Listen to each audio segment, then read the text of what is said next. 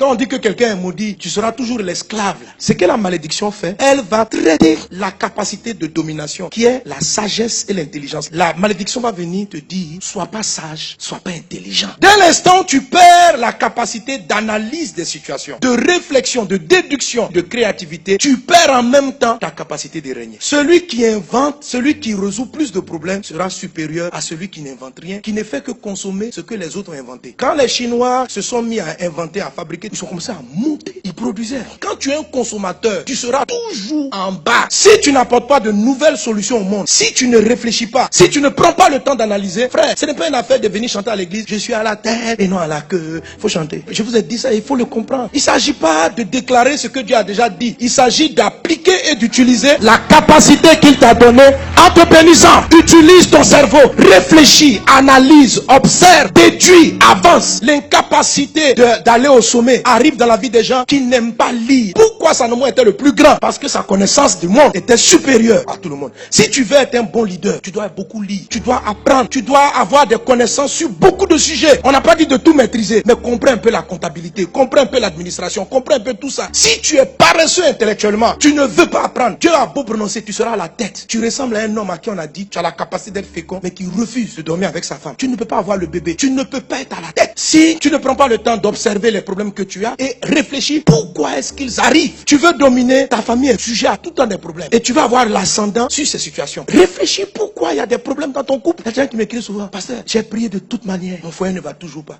Mais si tu parles toujours mal à ton mari, comment ton foyer peut aller bien? Il suffit de réfléchir un peu pour changer ta manière de parler. C'est trop facile de déléguer vos problèmes à des démons. Ce sont des excuses. Les sorciers me poursuivent. Ce sont des excuses. Je sais que la sorcellerie existe, mais arrêtez. Vous n'allez pas vous en sortir. Quand tu vois une personne de génération en génération dans la famille, tout le monde est pauvre. Les gens sont en dessous.